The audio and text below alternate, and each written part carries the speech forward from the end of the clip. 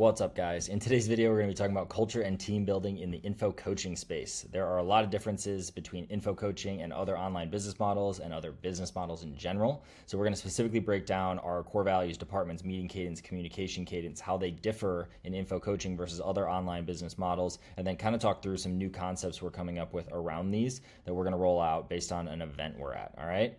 Last year, we did 30 million in our info coaching business. We've now crossed over 76 million actually in total cash collected, and I'm not selling you anything. Everything on the channel is to share what did work, what didn't work, and what we're actively doing to scale to 100 million a year, all with the goal of finding top talent, opportunities, and networking with cool people building cool shit, all right? And again, sorry, I'm on the road. I'm in London, and we're at Iman's event. I don't know if you can see this, but 8-figure Manor Mastermind, got some big day. So we are learning new things and just getting a lot of perspective, right? So we have an info coaching business that's a little bit different than a lot of others. Ours is not this big, massive margin cash flow biz. Ours is a little bit more focused on mass scale now on how we've built it. And that's solely because of how we built it. So we're going to walk through some of these today, and I think you're going to get a gist. So for us, again, we're always a work in progress. We learn something and we adapt. We learn something new. We adapt in another direction. Sometimes things butt heads, sometimes they don't. So where we're at currently with our core values is future focused. We truly live this in our main business. Definitely live this. Like everything that we're doing is for 3 months from now, a year from now, foundationally built now. For a long time, there was a lot of duct tape. It was a right now cash thing. It was a right now decision thing. And now it's much more future focused, which we love. World class. Think of that like A players. Think of that like just doing the best by the customer. Think of that in all ways. It's just world class. We have the best tech. We have the best people. We have the best systems. We have the best conversations. We have the best results for the clients. We have the best. World class. Okay. Radical transparency. This is a little bit on client side, but mainly meant on like an internal team side. And this is around for us just like truth from personal to professional, truth from how you show up here to how you show up there, truth for all those things. This one's been with us for a while, but it really kind of like sticks through and true. And we've had definite moments. I've had definite moments of this, like 100%, where I had to just come through and be radically transparent on fuck ups I've made or situations or things. Same with across the company. So it's really important to us. And then extreme ownership kind of stacks on that one, at least in my head, to where, everything is extremely ownership. Like it truly is on you to do things and take responsibility and own it. And I do view those two as kind of like not one and the same, but they stack on each other. So I like these core values for us. Yesterday was a big conversation around basically team and culture building, and what Iman's built is like really fantastic what they have in their team and the culture they have. So for us, the departments are broken out like this in current state. So marketing, sales, CS, product, tech, finance, and people. These ones are kind of the two funky ones because finance is essentially me, and we need to hire in for that sooner than later.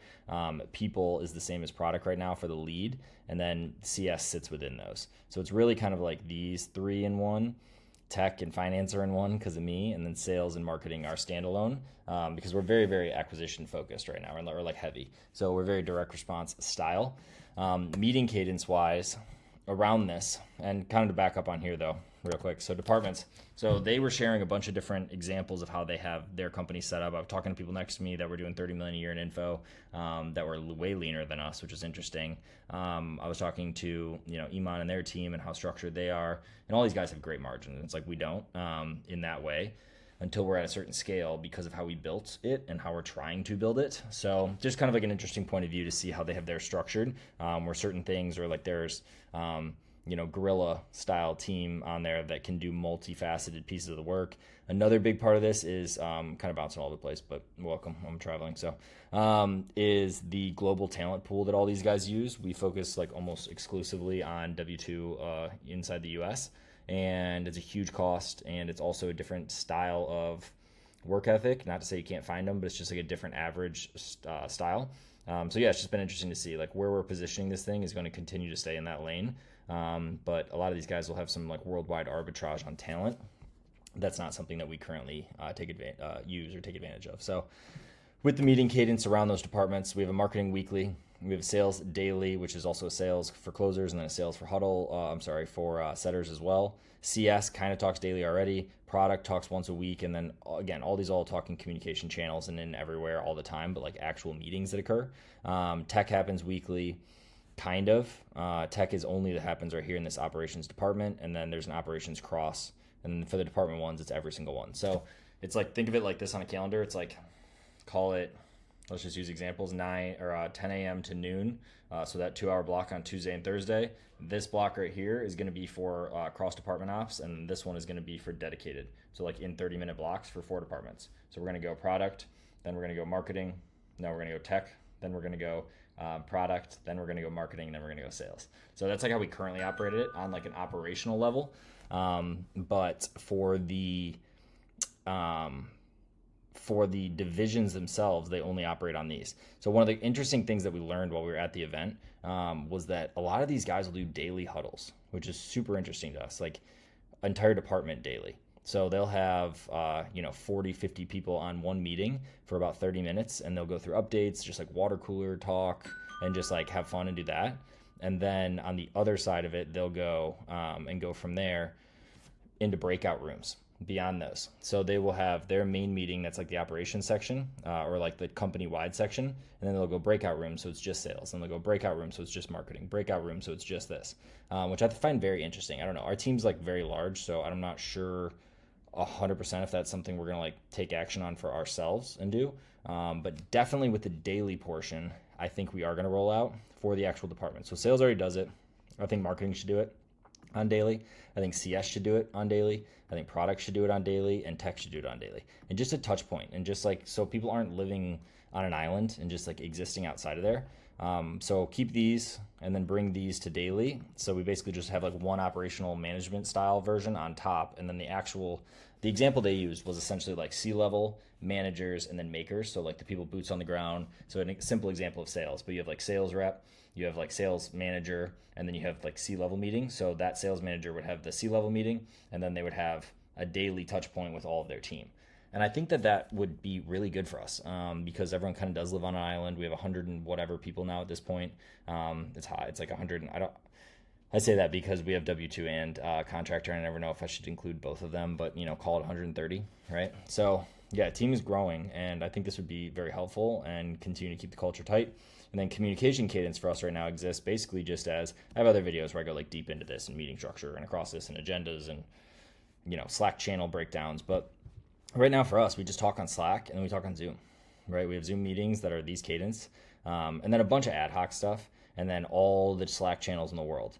So we only meet like once or twice a year in person, and thus far it's only been basically like C-level or like, owners and operators kind of style. And it might be interesting for us. We were talking to somebody about the math on how to budget this, but it's like, it can easily be $250,000 for a trip like this, which is like, that's a lot of money. That like eats into margin. But it's so important because like the team is everything.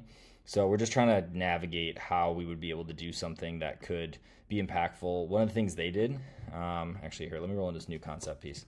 So their new concept that they were talking about that I think we're going to roll is daily huddles on each department, more fun, less people on an island sitting their own thing. Collapse the timelines is an interesting idea too, is when people are working on projects, like they'll have touch points or like, well, imagine you have a Tuesday and Thursday meeting. Tuesday, you decide some stuff that needs to be done by Thursday, and then kind of nothing really happens up until that Thursday meeting. And then Thursday, the next meeting is on Tuesday. So they have all the rest of Thursday, Friday, Monday, and then up until Tuesday at the meeting to basically get that one thing done. And of course you can have projects that are that big or need to go further, but like a lot of the time it just kind of like expands the timeline when it doesn't need to be.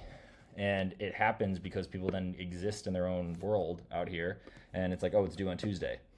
But if you're then meeting tomorrow and every day and having the FaceTime, like it's just so easy to hide behind the computer, me included. If it's like, if I have someone that I'm talking to on Thursday for it due on Tuesday, I'm like, oh, cool, I'll do it by Tuesday. And it's like, I think this will be very helpful for our project charter and boards. I think that'll be good. And just a deeper, stronger culture. This less segmented thing we have to solve for somehow, because right now it kind of exists like acquisition and like fulfillment kind of are like the pockets. So you have like acquisition that in current state has like male leadership, which is no problem at all. And then, we're 97% female team. But it's like acquisition side, so like marketing sales that exist over here. All the sales reps, or 90 something percent of them, are female in current state. And then on the fulfillment side, it's female leadership and female over here. And it's just like we need more blend, both of like the roles and like, again, I don't really care or notice whatever difference directly on like gender or like whatever you want to call it, masculine or feminine. Like everyone blends well together. It's just they don't have enough touch points. So it's like we're almost like not fostering the connection that I think we can have. So trying to come up with a good way. In the end, I mean, like marketing is going to work with marketing, sales is going to work with sales, CS is going to work with CS, and product's going to work with product, right? Like they are, but I think there could be better touch points. So coming up with something for that, because right now it's basically just existing within Slack, and then on once a month, a all hands meeting with the company. So I think we can do something better that can have more touch points and would be cool, and like a deeper, stronger culture growth. Because that's definitely something I'm just noticing here is like they were talking so much about culture, and I'm sure you guys are all waiting for the secret sauce and like the nitty gritty and the tactics, and it's like those come and go, those change, but if you have the team that can implement them and be on them and like catch the waves and just work side by side you when it's good and bad, the rest just kind of happens. And I was like, that's a very interesting perspective, because it's true. And it's like I have a great relationship with a lot of people in the business, but yeah, it's just an interesting perspective. So and then an all company offsite. So figuring out how to budget and build this in and make it like actually feasible, where because you're spending X amount of dollars, and you're also we run 24/7 essentially. So having a model where we can essentially shut down for however many days, no calls coming in, marketing off, like it's a bigger thing than just like, oh, we have to pay X amount of dollars to like fly everyone, get hotels, and like throw on a thing.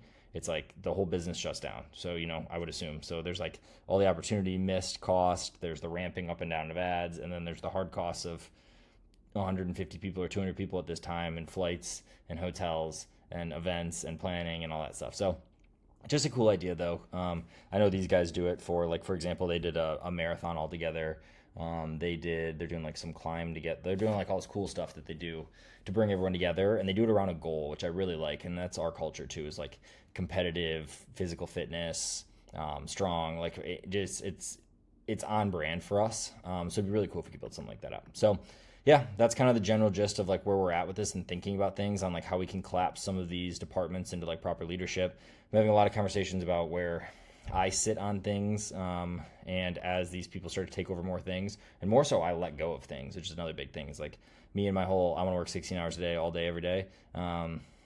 Over time, I mean, I'm already not effective at that. Like I should probably be able to do what I do in 8 hours. I just bounce around between this and check this and that. And like, I want to be able to make sure that we have department heads that are happy and that love their role and that are compensated well for it, and can handle it, and we can be gone for 2 weeks and then come back and like everything's better than it was when we left. Like we need to foster into that and get to that point, and I think we're definitely in the right direction. But it'll just be interesting to see where I land on if I just go work on other things that are still like in parallel. Like I was talking about it in a video 2 or 3 days ago, where I just kind of move upstream and continue to learn like around the actual scope and sphere of this industry, or if it's just kind of just be patient and focus on like literal personal and like self and other hobbies and stuff, so that it's not distraction from work. Like it'll be interesting to see how it navigates, because this is like golden goose number one, and this is the most important thing to me when it comes to work and what I do on a daily basis. So yeah, it'll be interesting. But that's that, guys.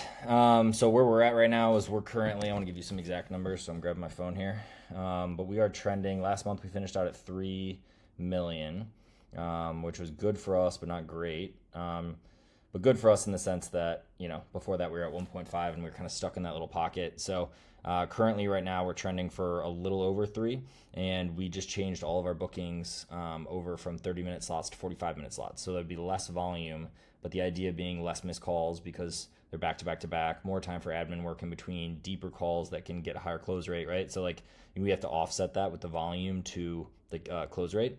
So I'm very interested to see where that goes. We're going to run a minimum of a 2-week test, but in current state, that puts us at, low to mid 3s, which would be good for us, ticking up in that direction. And then July is usually when we do our special. So our special is internal only.